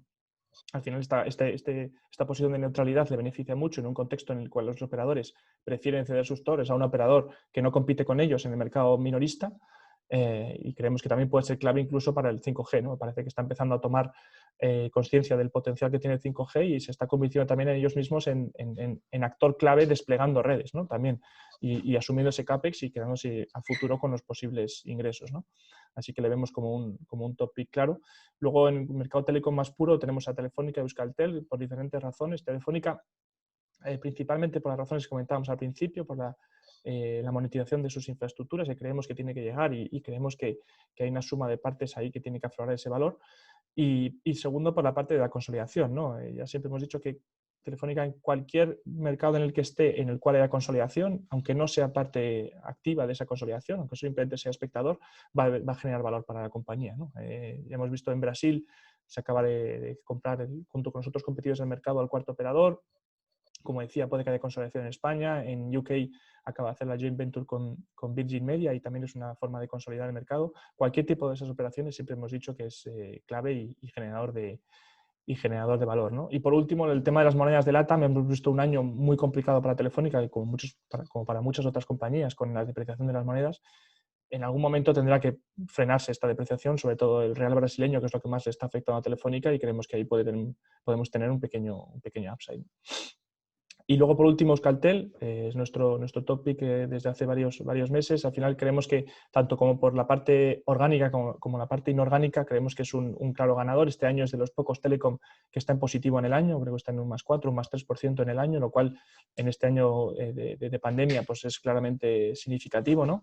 Estamos viendo que el éxito de su expansión nacional con la marca Virgin Telco está siendo por encima incluso de nuestras estimaciones y de las propias estimaciones que tenía la compañía. Apoyado en un management que siempre hemos dicho que es clave para tener un éxito ejecutando esta operación. Y luego pues puede ser un gran beneficiado de la consolidación, ¿no? Ya sea como decía con Telefónica, ya sea de parte pasiva o de parte activa, ¿no? Evidentemente, si hay una consolidación entre Vodafone y MásMóvil, pues Euskaltel es un claro candidato a ser opado. Y creemos que aquí hay bastantes posibilidades de ello, y aún sin contar con esta parte de M&A, pues creemos que hay bastante valor, ¿no? Y bueno, luego lo podéis ver en detalle cuando reviséis la presentación. Hay un pequeño ejercicio numérico de por qué creemos que la monetización de las torres es un win-win tanto para las telecom como para las TowerCo. Bueno, lo podéis ver en detalle y cualquier duda me podéis preguntar luego a futuro lo que queráis. Y luego, en cuanto a nivel europeo, tenemos dos topics que son Orange y Vivendi. En cuanto a Orange, creemos que puede ser un ganador en lo que hemos dicho también de consolidación. Acaba de hacer consolidación en Rumanía y puede que haya consolidación en España. La parte de África, decían que podía incluso haber una IPO y aflorar valor también, como decía, de la suma de partes. Y bueno, y luego también en cuanto al 5G, pues creo que también puede ser bastante relevante, ¿no? En cuanto a Vivendi, pues tenemos también una IPO pendiente de Universal Music Group, que es podría capitalizar hasta unos 30 billion, y Vivendi tiene el 67% de la compañía y creemos que puede ser una gran forma de aflorar valor, ¿no? Y poco más por mi parte. Muchas gracias. Dejo la palabra a mi compañero. Dejo de compartir. Marisa, cuando quieras. Gracias, Juan. A ver, que os pongo yo una pequeña... Aquí tenemos. Yo os voy a hablar de los bancos muy rápidamente. Para los bancos el año 2021 va a ser en gran medida el año de la verdad, porque será cuando se confronten las pérdidas reales de morosidad derivadas de la crisis económica con las grandes provisiones que han hecho este año, para ver si son suficientes o insuficientes. El sector bancario, otras veces me han oído comentar que es un sector que la verdad tiene un futuro no muy prometedor, en el sentido de que su materia prima está al 0%, con lo cual es muy difícil ganar dinero, y además los competidores digitales, sobre todo, les están entrando en los segmentos más rentables. De todos modos, el año 21 frente al 20 va a ser un año muy positivo en términos de generación de ingresos, tanto por mayores volúmenes de crédito como por las ayudas del Banco Central Europeo con ese 1% de los TLTROs. También va a ser muy positivo en términos de costes por todos los procesos de reestructuración que se están llevando a cabo. Además, en España tenemos un proceso de consolidación que va a llevar a destruir en torno a unos 25.000 puestos de trabajo Pensad que tras la crisis del año 2008 se redujeron cerca de 100.000 puestos de trabajo, de unos 280, 270 hasta 170, 180. Ahora vuelve una nueva reestructuración y que la veremos iniciar a principios del ejercicio que viene. Además, en estos procesos de consolidación nos falta todavía por ver qué hace Sabadell. La verdad que el único que podría comprarlo sin tener que acudir a ampliación de capital es BBVA. No sabemos si al final se volverá a retomar este noviazgo o no. Y Santander, para el cual también le iría muy bien para reforzar su posición en España, el problema que tiene es que la compra de Sabadell probablemente le requiera una ampliación de capital adicional a la propia de la compra, con lo cual vamos a ver. Por lo demás, si pensamos que va a haber más consolidación entre los pequeños, más allá de la de Liberbank y Unicaja, pero estos pequeños no aportan nada ni a Santander ni a BBVA, con lo cual es una gran complicación para aportar poco en términos de beneficios adicionales a las entidades. En cuanto a los procesos de consolidación intraeuropeos, que tan empeñado está el Banco Central Europeo, yo coincido con lo que han expresado los banqueros españoles, que en los procesos internacionales no se generan sinergias de costes, y si estos procesos se están llevando a cabo es para generar esos ahorros de costes, con lo cual por el momento no tiene sentido. El único sentido que podría tener es acelerar una mayor homogeneización de toda la normativa bancaria europea, que sigue estando muy dispersa, y es uno de los inconvenientes para que una consolidación a nivel europeo pueda generar valor.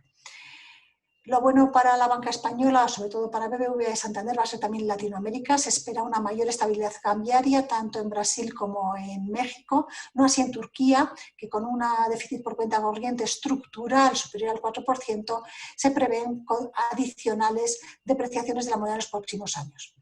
Y aquí lo importante es ver si aguantará o no aguantará el capital. Partimos de mejores bases de las que partíamos en el año 2008. Además, los reguladores y los supervisores están dando bastantes balones de oxígeno a las entidades, y en los test de estrés y en las pruebas que han hecho de resistencia da la sensación de que no se necesitarían ampliaciones de capital adicionales. Esto lo tendremos que confrontar banco a banco con lo que vaya sucediendo con la morosidad real. Pero todos incluso los patitos feos de la economía, como puede ser el sector bancario, tienen su precio, y la valoración de los bancos está tremendamente deprimida. Llegamos a un valor precio contable mínimo de 0,42 en marzo del 20, ha recuperado hasta el 0,58, pero a pesar de esta recuperación todavía estamos un 30% por debajo de la cotización media de la última década, que ya eran per se unas cotizaciones deprimidas en comparación con la década primera de este siglo. Las revisiones han sido tremendamente profundas, más de un 54% para el BPA del 2020 y un 23% para el BPA del año 22, que es una de las grandes causantes que a nivel agregado en las bolsas veamos las revisiones tan importantes, y que las revisiones en España sean más profundas que en otros países, debido al peso que tiene este sector bancario. Con lo cual, nosotros lo que pensamos que a lo largo del año que viene podremos ver un re-rating y una vuelta a las medias de estos precios valores contables tangibles, una vez se vayan despejando la mayor de las dudas, que es el tema de la morosidad. Los dos bancos españoles que hemos elegido para el año que viene son Santander y Bankinter, y por razones contrapuestas. Santander lo hemos elegido porque está diversificado, 50% países desarrollados, 50% emergentes, y está en países donde hay crecimiento secular y hay tipos de interés positivo donde se permite, donde pueden ganar mucho dinero, a diferencia de lo que ocurre con Europa. Adicionalmente tiene una diversificación de negocios, incluidos dentro de la marca Santander Consumer Finance, que este es un negocio con unas rentabilidades, también mayor morosidad, pero donde las rentabilidades más que compensan la morosidad, y además es uno de los drivers de crecimiento del crédito para cara al futuro. Adicionalmente, es un banco que es capaz de generar más ahorros de costes. Recientemente anunció 1.000 millones adicionales. O sea, imaginad que la compra de Liberbank le podría generar ahorros de costes pues de de 200 millones de euros, con lo cual ya más ahorra con su propia revolución interna que comprando a alguna otra entidad, con lo cual es uno de los argumentos que ellos utilizan para decir que no se van a ver envueltos en pequeños movimientos de money, sino en temas que sean transformacionales para la entidad. En España sabemos que van a reestructurar en torno al 10% de la plantilla. Para Santander, la verdad que el único candidato en España sería Sabadell, pero Santander también nos tiene acostumbrados a hacer compras de bancos que están en momentos muy malos, a precios tremendamente deprimidos, y luego sacarlos a flote generando un enorme valor para la entidad. Vamos a ver si al final hace un movimiento en España o no lo hace. En cuanto a Bankinter, es la cara opuesta a Santander, es un negocio de nicho, probablemente un nicho donde consigue sacar rentabilidad superior a la de sus competidores, con rotes, una vez pase la pandemia, superiores al 10% otra vez, y eso aunque va a devolver a los accionistas el 83% de LDA, de línea directa aseguradora. Esto tiene un valor aproximado de 1,3 euros por acción. Estamos esperando la aprobación, que se espera para el primer trimestre del año que viene, aunque llevamos esperándolo desde marzo, cuando se aprobó en Junta General de Accionistas esta distribución de las acciones, y esto podría ser un revulsivo para aflorar el valor de lo que es el banco frente a la línea directa aseguradora. Las grandes pegas que se le están poniendo a esta entidad son que ha crecido mucho en pymes y que ha crecido mucho en consumo en los últimos años. Yo argumentaría que no ha crecido tanto en pymes como se habla. Realmente las pequeñas empresas o las micropymes no representan más allá del 8% de los riesgos del banco. El crédito al consumo, que evidentemente creció mucho desde una base inexistente, representa un 4% del crédito del banco, y además la calidad de crediticia la podemos confrontar con cuántos de todos los créditos que tiene han pedido moratoria. En hipotecario han pedido moratoria un 2%, la media del sector es un 15%, con lo cual ya nos da un anticipo de que puede ser una calidad la de sus activos mejor que la del sector. No creemos que se vaya a ver involucrado en M&A. ¿Por qué? Porque no puede proporcionar ahorros de costes al presunto adquiriente, tanto en cuanto es una entidad que está cuyos costes están absolutamente optimizados. Es más, llevamos viendo 7 u 8 años como es la única entidad que le crece el negocio y que le crecen los costes, que es, digamos, lo que nos gustaría ver en todas las empresas, porque siempre es más bonito ver empresas que crecen que empresas que van para atrás. Nuestra selección en Europa es BNP Paribas, porque nos gusta mucho la diversificación, tanto geográfica, está en Europa está en el Benelux, en Francia e Italia, más la pata que tiene en Estados Unidos. Adicionalmente tiene una buena diversificación de negocios, está involucrado en muchos negocios adyacentes al bancario, como puede ser el crédito al consumo, el renting, el factoring, incluso en algunos casos con filiales cotizadas, lo cual le hace ser una entidad bastante atractiva en cuanto a su diversificación por negocios y países. Su comportamiento ante la crisis ha sido absolutamente excelente. Los beneficios solo han caído entre el 15 y el 20%, van a caer en el 20%, perdón, mientras que el resto del sector tiene una caída media entre el 50 y el 70%. Es más, va a conseguir un arrote del 8%, que será una de las más elevadas de Europa en este año 2020. Los ratios de capital son muy elevados, un 12,6 de CET1 fully loaded, lo cual le da un colchón de cerca de 20.000 millones de euros hasta lo que se denomina el MDA, o sea, que es el límite hasta el cual pueden pagar el cupón a los bonos contingentes convertibles, que eso es como el gran miedo de no llegar a pagarlo de las entidades bancarias, con lo cual pensamos que a este mezcla de buenos negocios, buena valoración y buena capitalización sería una atractiva valoración. Está cotizando a 0,5 veces valor en libros y nuestro precio objetivo es de 50 euros por acción.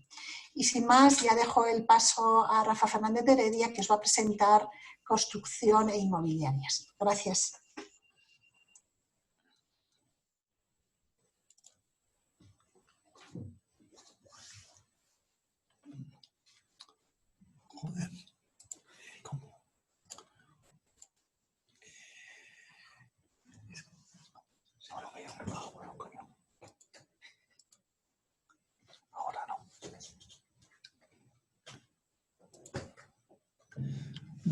Bueno, buenas tardes a todos. Yo os voy a hablar del sector de construcción con una primera idea fundamental, y es el hecho de que el principal driver del sector en los próximos años estará íntimamente ligado con los planes de estímulo que paulatinamente se van conociendo en los distintos países del mundo, ¿no?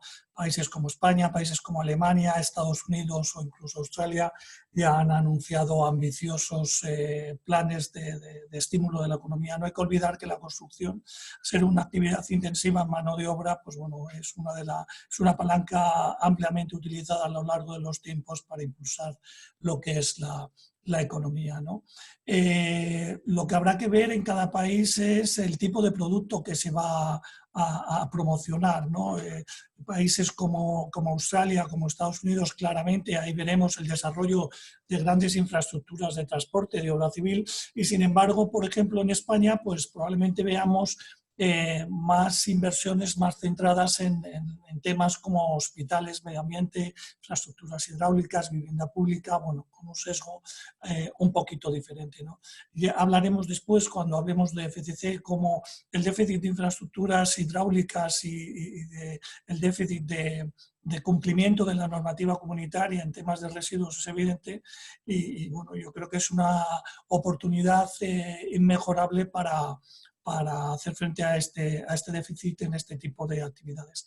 La segunda idea que os quería comentar es el tema del dilema, ¿no? O la controversia que hay acerca del futuro del tráfico de las autopistas, ¿no? Lo que es el negocio concesional cada vez va ganando más y más peso entre las constructoras, no solo españolas, sino las constructoras europeas, y bueno, es evidente que el COVID ha traído consigo una restricción a la movilidad que se está traduciendo caídas del tráfico al 40-50% en las autopistas y en los aeropuertos en torno del 70-80%.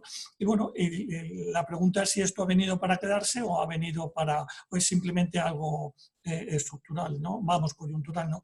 Nuestra opinión es que el tráfico se recuperará rápidamente y que factores como el teletrabajo, que es ahora tan manido en muchas actividades y que luego también comentaremos en el sector del inmobiliario, pues al final no dejarán de ser aspectos puntuales que no influirán en lo que es la marcha del tráfico a largo plazo. Aquí, en lo que es el crecimiento del tráfico, lo realmente relevante es el crecimiento económico y, en segundo lugar, el crecimiento de la población, ¿no? Además, ese crecimiento del teletrabajo ha venido acompañado de un crecimiento del comercio electrónico, que el comercio electrónico está implicando un ingente crecimiento del tráfico pesado, ¿no? Y en especial en lo que es el transporte de última milla del comercio electrónico, ¿no? Con lo cual, nosotros no somos negativos en cuanto al crecimiento del tráfico a futuro. Pensamos que va a haber muchísimos proyectos en el mundo, en especial en países como Estados Unidos, Australia,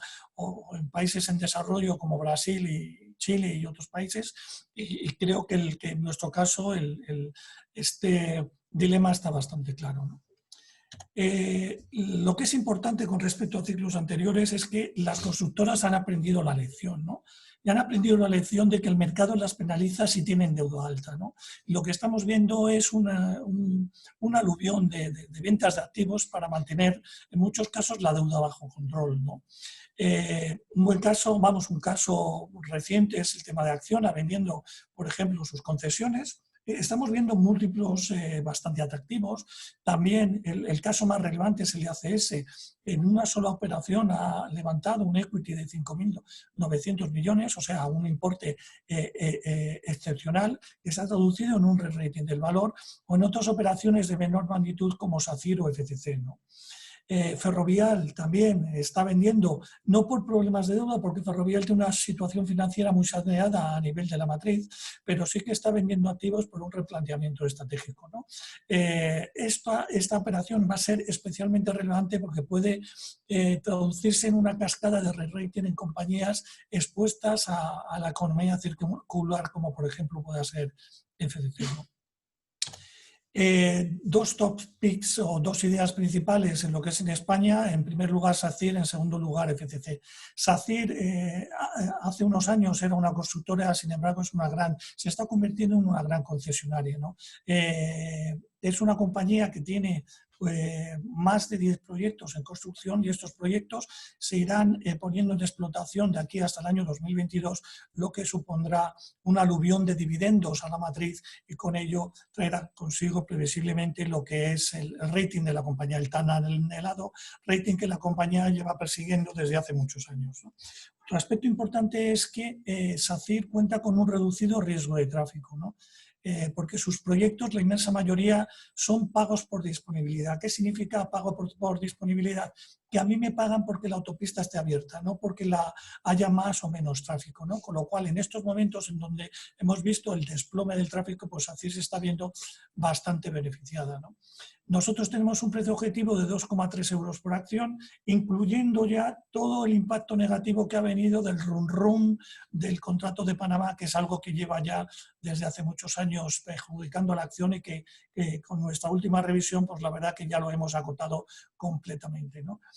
Además, el compromiso de SACIR con la reducción de la deuda con recurso es innegable. Tiene 800 y pico millones de deuda con recurso y el objetivo es reducirla lo suficiente para que la compañía tenga rating, como os comentaba antes. Nosotros pensamos que esto puede llegar en el año 2022 y que la bolsa previsiblemente anticipará estas buenas noticias, ¿no? En cuanto a FCCs, ahora que está tan de moda la economía circular, pues todos aquellos que quieran tener exposición a la economía circular, el mejor ejemplo es FCC. El 82% del equity de la compañía tiene actividades como la gestión de residuos urbanos o el tratamiento de las aguas, ¿no? Es importante destacar, y ya lo he dicho antes, que España no cumple en cuanto a normativa de, por ejemplo, tratamiento de aguas residuales. España la están multando día sí, día no, porque hay poblaciones de 15.000 habitantes todavía en España que vierten las aguas al mar, ¿no? Entonces, bueno, yo creo que, como os comentaba antes, tiene ahora una oportunidad inmejorable para, con los fondos del Fondo de Reconstrucción, el tratar de reducir a lo máximo posible este déficit de infraestructuras que hay tanto hidráulicas como desde el punto de vista de gestión de residuos. Por poneros un ejemplo, en España se vierte a vertedero del entorno del 51% de los residuos. El objetivo es el 10% en 2035. En Alemania, ¿cuánto es este porcentaje? No llega al 5%, ¿no? Queda mucho camino todavía en España por hacer en cuanto a lo que es el incremento del reciclaje, de la reutilización, ¿no? Aparte, FCC es un claro generador de cash flow, ¿no? Quitando el año 2020, en donde alguna de sus actividades se ha visto penalizada por el COVID, estamos esperando que genere más de 200 millones de cash flow libre en ese periodo, en 2 años, ¿no? 2021-2022, ¿no? Con ello la compañía se pondrá en una posición de caja con recurso, ¿no? Hace 6-7 años esta compañía tenía 4.000 millones de deuda con recurso, ¿no? O sea, el esfuerzo de reestructuración financiera ha sido más que relevante para una compañía, como os comentaba, que tiene una gran calidad en sus activos. Y tiene una gran calidad y además eso se ve en transacciones como la que llevó FCC hace unos años, ¿no? Vendió el 49% de sus activos de agua a una enterprise value EBITDA de 13 veces, ¿no? O acaba de vender una participación en sus incineradoras en UK a más de 12 veces enterprise value EBITDA. Aquí nuestra valoración se eleva a 11 euros por acción.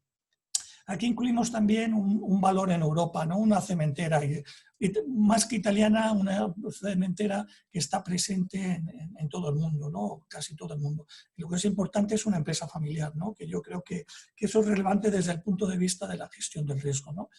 Es como os comentaba, una de las principales cementeras en Europa, está presente en Europa Occidental, en Europa Oriental y en especial en Estados Unidos. Os comentaba antes que uno de los países en donde hay un ambicioso plan de estímulos económicos de infraestructuras es Estados Unidos. Pues bueno, pues casi el 60% del EBITDA de esta compañía viene de Estados Unidos. Y en Estados Unidos es el cuarto mayor operador. Es el segundo mayor operador en Alemania y el segundo mayor operador en Italia. O sea, tiene sólidas posiciones en mercados relevantes en donde habrá una ingente cantidad de inversiones en los próximos años, ¿no? Es una compañía también que genera caja. En los últimos años ha sido una compañía con un cash flow estable con un cash flow creciente. Por ejemplo, en 2020 estamos esperando que reduzca casi 300 millones la deuda esta compañía, ¿no? Era una compañía, una compañía en donde a comienzos de año se esperaba que el EBITDA cayera entre un 5 y un 10%, y sin embargo ya estamos en un objetivo en el cual es básicamente repetir el del año anterior, ¿no? O sea, las cosas están marchando por encima de lo previsto. Os comentaba antes el tema de la situación financiera, pues bueno, un ratio deuda neta EBITDA por debajo de las 0,5 veces a finales del 2020. Precisamente para mejorar esta estructura financiera, ser más eficientes desde el punto de vista financiero, va a pagar un dividendo extraordinario a comienzos del 2021, supondrá alrededor de un 4% de rentabilidad por dividendo. Tenemos un precio objetivo de 25 euros por acción. Luego hemos metido aquí una compañía muy pequeña española, no llega a los 15 millones de market cap.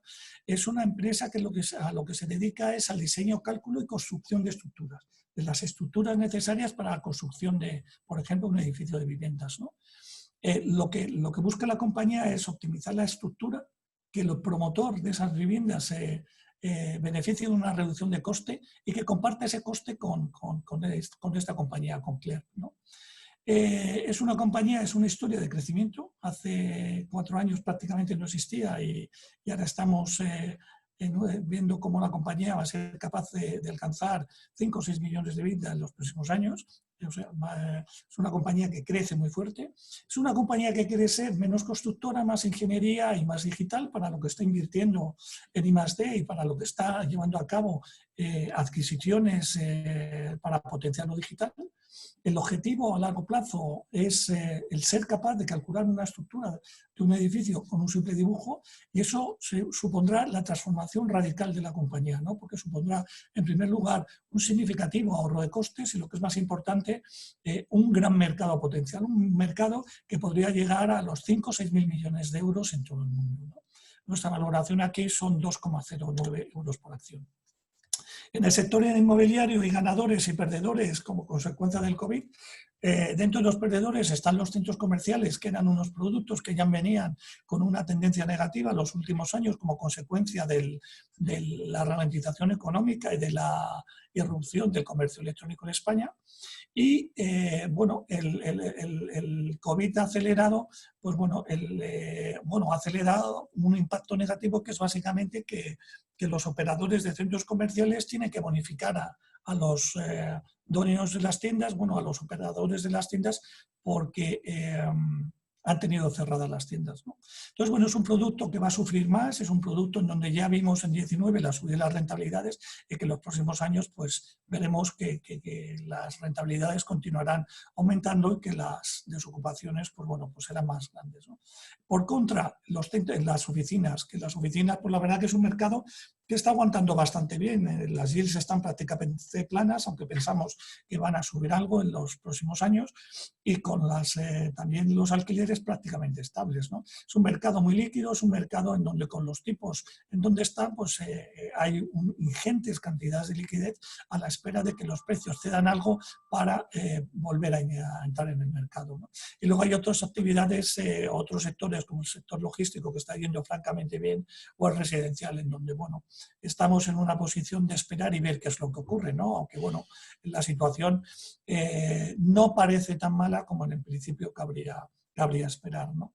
Aquí, en el sector inmobiliario, lo que recomendamos es Merlin, básicamente porque tiene una cartera de oficinas bien localizada y que tiene algo que nosotros buscamos, que es exposición a la A1, que es una nueva área de negocios y que es la zona de expansión natural de Madrid Norte. Aparte, tiene un contrato con el BBV que está blindado y que lo que le proporciona es seguridad y estabilidad desde el punto de vista de generación de caja. La exposición a los centros comerciales, antes decíamos que los centros comerciales iba a ser un producto que iba a sufrir bastante. Pues aquí la exposición es únicamente un 17%, ¿no? Y tiene activos urbanos básicamente, y también lo que son activos dominantes, ¿no? El impacto del COVID ha sido cuantificado y es un impacto manejable. Es un impacto que va a tener su impacto, digámoslo así, en 2020 y un poquito en 2021. pero nada especialmente relevante que no pueda permitirse una compañía con la fortaleza financiera como la que es Merlin, ¿no? Nuestro NAV son 14,2. Estamos esperando una caída del 8% este año del NAV, el valor liquidativo neto, lo que vale la compañía, ¿no? Sin embargo, el primer semestre todavía crecía un 1%, ¿no? O sea, es un escenario nuestro muy conservador. Nuestro precio objetivo, pues bueno, nuestro precio objetivo es el NAV menos un margen de seguridad del entorno del 30%, es 10,4, ¿no? Con lo que tenemos un margen de seguridad del 22 con respecto al NAV del 2021 y, como os comentaba, pues del entorno del 30 con respecto al último NAV publicado, ¿no? Y bueno, y con esto yo acabo mi presentación. Ahora paso el turno a Beatriz, que va a hablar de consumo. Hola, buenas tardes.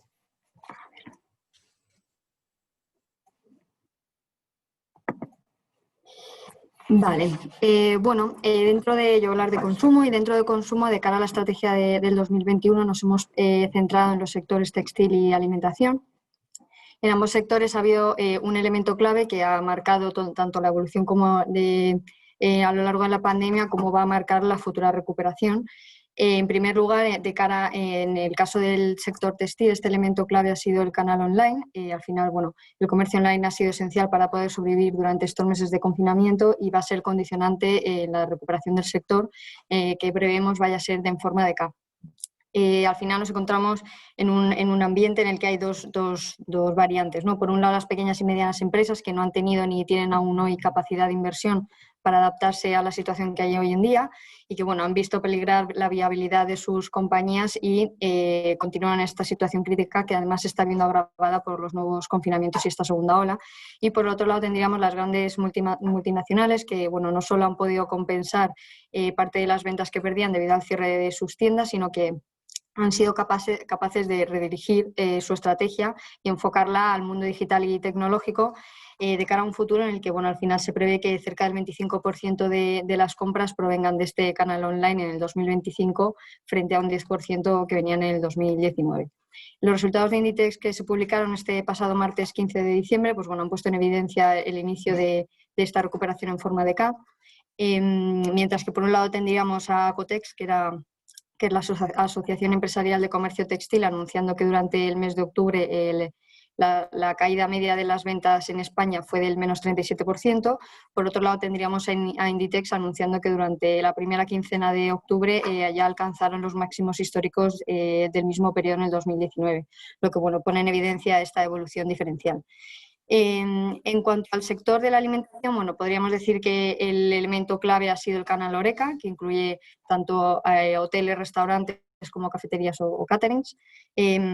Al final, mientras que las compañías sin exposición al canal HoReCa, como ha podido ser Ebro, registraron un récord de ventas. Ebro, al final, en el segundo trimestre registró un 25% más de ingresos que en el mismo periodo en el 2019. Por otro lado, teníamos las compañías que sí que tenían mucha exposición al canal HoReCa, como podría ser Coca-Cola European Partners, que durante el mismo periodo registraba un 22% menos de ingresos. Sí que es verdad que pensamos que este sector no ha sufrido ningún cambio estructural, por lo que de cara a futuro creemos que va a tender a la normalización de las ventas y que más o menos recuperen niveles pre-COVID en la segunda mitad del 2021. En cuanto a nuestros topics en España, pues bueno, teníamos en primer lugar a Inditex, que bueno, creemos que al final su nuevo plan estratégico que se va a centrar en digitalización, integración online y física y sostenibilidad, unido a su modelo único de negocio que les está permitiendo adaptarse a los picos de demanda casi en tiempo récord, les va a permitir no solo mantener la previsión de crecimiento like for like del 4,6% en el medio plazo, que ya lo reafirmaron este pasado martes, sino que además va a poder recuperarse mejor, más rápido y salir reforzada respecto de estos competidores. Por otro lado, tendríamos Ebro Foods. Ebro Foods sigue registrando crecimientos tanto en volúmenes como en precios, sigue creciendo la cuota de mercado en todos los países y se sigue beneficiando de estos nuevos confinamientos y creemos que va a seguir así hasta bien entrado el 2021. Además, creemos que va a haber una expansión de sus márgenes y va a estar apoyada tanto en las inversiones que han ido realizando estos últimos años en sus fábricas, que va a traer consigo pues, mejores rendimientos y ahorro en costes, como por la venta del negocio de pasta de Estados Unidos recientemente anunciado, que ya que bueno, los márgenes del grupo en conjunto se estaban viendo penalizados y creemos que una vez se produzca la desinversión de estos negocios, pues va a poder recuperar los niveles registrados en el 2016 con unos márgenes cercanos al 14% versus los 12% que tendríamos ahora. Por último, en España tendríamos a Tris Health, que al final es una compañía cuyos nichos de negocio cuentan con fuertes crecimientos orgánicos estimados para los próximos años y además con unos márgenes que pueden alcanzar hasta el 60% en alguna de sus divisiones. El crecimiento de la compañía además siempre ha venido de la mano de una sólida posición financiera y sí que es verdad que aunque creemos que ahora mismo el potencial a lo mejor no es muy alto respecto a nuestro precio objetivo, encontramos tres factores fundamentales que nos hace pensar que el momento de revisar la compañía en los próximos meses, pues vamos a tener que subir la valoración. El primero sería las nuevas oportunidades de negocio que han surgido con el COVID-19, que sí que es verdad que calculábamos que el impacto positivo iba a ser en un principio hasta septiembre-octubre y bueno, ya vemos que seguimos haciendo test, seguimos analizando e investigando sobre este virus, por lo que creemos que van a continuar los beneficios durante el año que viene. En segundo lugar, las potenciales adquisiciones que se van a llevar a cabo en Europa y que irán anunciando durante los próximos meses. Y por último, la reciente adquisición de Lenitudes, una compañía portuguesa que esperemos se cierre en marzo del 2021 y que no está incluida en nuestras estimaciones y creemos que va a beneficiar mucho a la evolución del negocio en Brasil debido a que va a romper la barrera del habla portuguesa. En cuanto, por último, Europa, hemos decidido apostar por Danone. La compañía ha dado un nuevo guidance de su margen EBIT, espera crecer desde un 14% en este 2020 hasta un 15% en el 2022, básicamente sobre todo por un plan de ahorro que están llevando a cabo de cerca de 1.000 millones de euros en costes que está prácticamente determinado y esperan alcanzar en este medio plazo un margen EBIT del 20%. Este crecimiento en el medio plazo va impulsado por una mejora generalizada de los márgenes de sus tres divisiones, principalmente apoyándose por un crecimiento en mercados emergentes y, en segundo lugar, por la división de aguas, que al final ha estado muy expuesta al canal Oreca y se ha visto muy afectada, pero esperamos una recuperación durante este 2021 y secundariamente por una transformación estructural que van a iniciar ahora en el 2021, en la que van a reducir todas las categorías por división y van a conseguir optimizar los costes en publicidad y promociones. Todo esto, sumado al potencial crecimiento inorgánico que tiene la compañía, pues nos hacen creer que las perspectivas de cara al futuro pues, son muy positivas. Hasta aquí sería mi parte y ahora voy a dar paso a Víctor, que nos va a hablar sobre el sector de las utilities. Muy bien, muchas gracias. Voy a compartir un poco.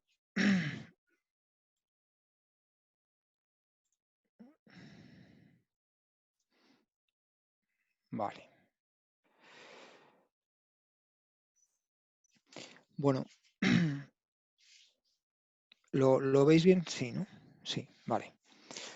Bueno, dentro del sector de las utilities y las renovables, pues la verdad que estamos en un momento bastante dulce del sector. Tienen los vientos a favor, no solo por los fundamentales, sino también por una decidida apuesta de las autoridades por impulsar este sector. Yo creo que básicamente lo que se ha visto por los políticos es que ante la gran crisis económica que está habiendo por la pandemia, pues había que buscar una especie de nuevo sector de crecimiento y han visto fácil, con la corriente social que había por la presión de reducir el CO2, pues acelerar y centrarse en esta actividad, ¿no? Entonces, como vemos ahí, el crecimiento de las renovables todavía va a ser muy fuerte. Ahí veis en el gráfico de arriba a la derecha cómo el balance de contribución de la electricidad en España, pues veis que la parte verde del centro se va ensanchando hasta aportar prácticamente el 70% de toda la electricidad frente al 30% que tiene actualmente, 20-30% que tiene actualmente, y son las renovables, ¿no?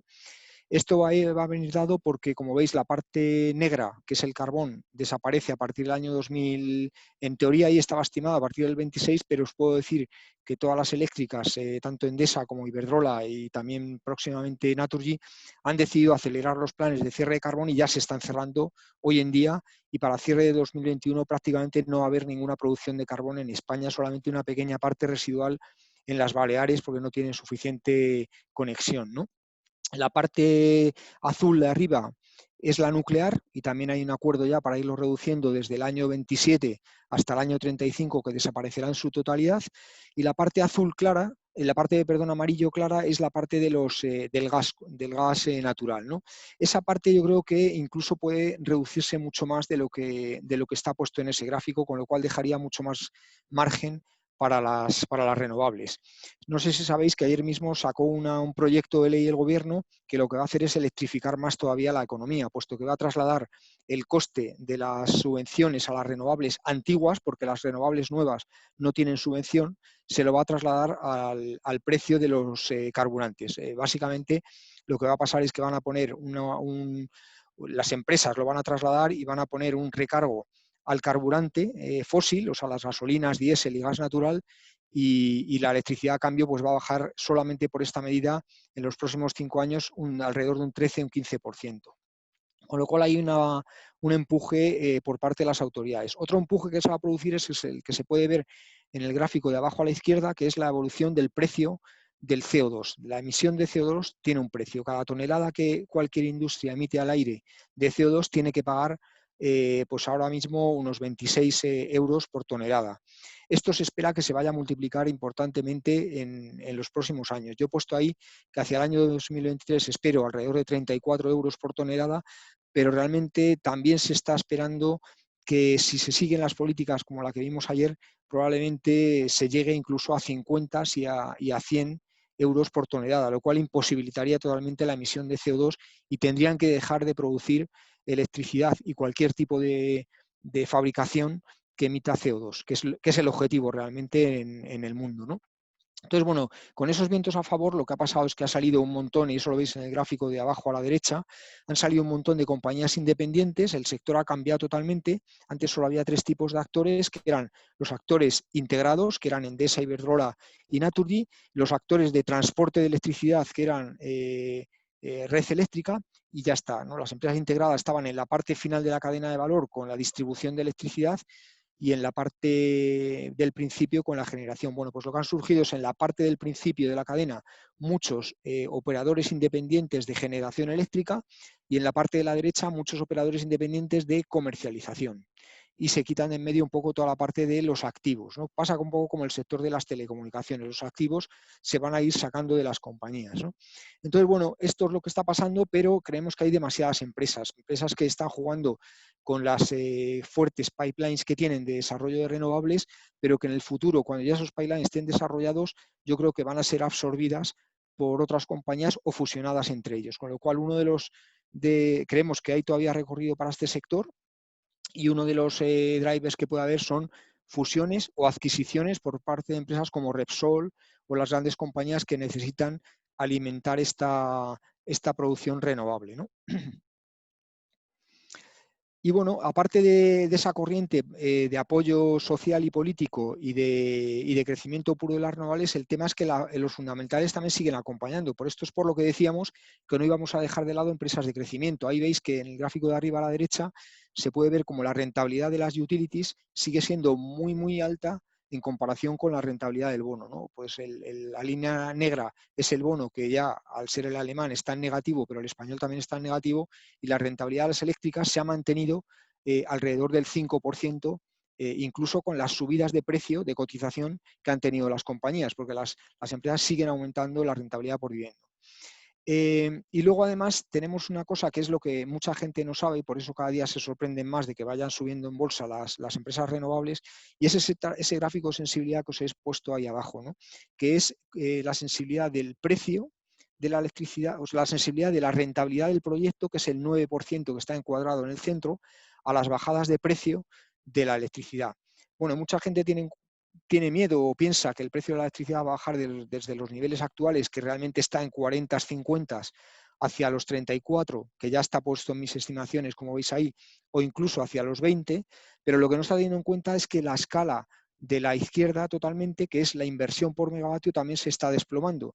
Y entonces eso, el juego que produce es que mientras va cayendo el precio de la electricidad, el precio de la inversión está bajando también, y por lo tanto la rentabilidad de los proyectos se está manteniendo. De ahí el gran apetito como he mencionado, de 13.000 millones de activos renovables que se han comprado en los últimos meses. ¿Por qué? Porque la rentabilidad que se está consiguiendo y que se va a seguir consiguiendo con esos activos está cercana al doble dígito, y es una rentabilidad de proyecto que, si además vas apalancado, se puede ir hacia rentabilidades mucho más altas. Y los top picks que nosotros elegimos son, dentro de las grandes empresas, elegimos Repsol y Naturgy por value, porque son dos empresas que tienen que hacer mucha reestructuración de activos. Ya lo estamos viendo cómo están vendiendo cosas y comprando otras para transformar su modelo de negocio, que está basado en el petróleo y el gas, que va a ser penalizado, y pues, por lo tanto van a tener que apostar por la venta de activos de ese tipo y comprar activos renovables, y al mismo tiempo llevar unas políticas de eficiencia muy agresivas, que es lo que están haciendo. Y por la parte de las empresas independientes, seguimos positivos en Audas, Greenalia y Uraluz. En Solaria tenemos todavía potencial como del 10%, a pesar de la subida de estos días, pero en Audas, Greenalia y Uraluz todavía vemos más potencial que en esas, ¿no? De hecho, ahora mismo la que más potencial tiene de todas estas es Audax, una empresa junto con Uraluz que son comercializadoras, pero que pensamos que poco a poco van a ir integrándose en algún modelo de generación también. Y por último, pues en Europa estamos recomendando las multi-utilities italianas, que son muchas, ¿no?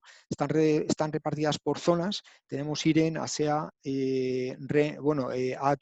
A2A y ERA.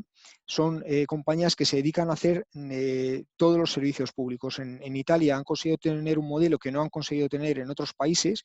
Precisamente está relacionado con lo que decía Rafa, de la necesidad de hacer depuraciones y reciclado y todo esto de economía circular. Bueno, pues estas compañías lo hacen, ¿no? Son unas empresas que se dedican a la distribución de electricidad, pero también de gas, reciclado de basuras, recogida de basuras, distribución de agua, todo esto lo hacen. Lo que pasa es que es un sector que va en consolidación, o sea que ahí también vamos a ver muchas operaciones de money. Y luego, dentro de Portugal, recomendamos REM, que es la empresa de transporte de electricidad y de gas, que allí está unida, y que, bueno, es difícil que se meta en un proceso de consolidaciones porque estas empresas son estratégicas para los estados, pero creemos que es muy interesante por rentabilidad por dividendo. Es una empresa que genera mucho cash flow y tiene muy pocas inversiones que hacer.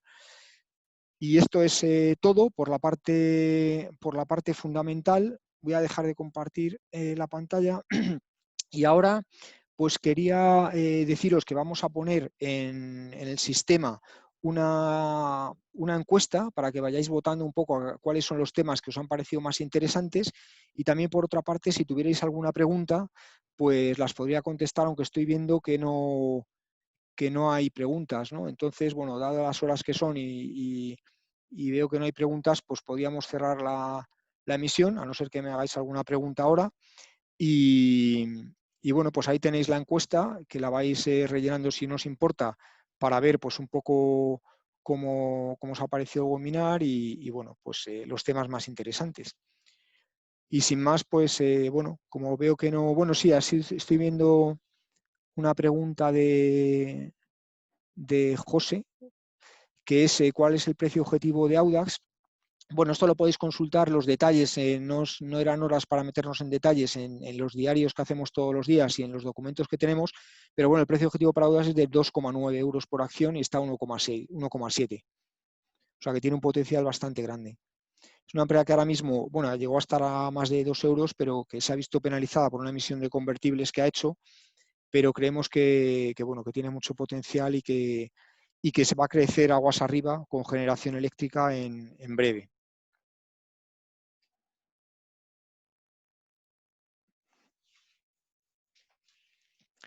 Y no veo más preguntas, por lo tanto, bueno, pues despedimos el webinar, os deseamos felices fiestas a todos, si no hablamos, y esperamos que os haya resultado útil y, bueno, pues mejorar con vuestras propuestas.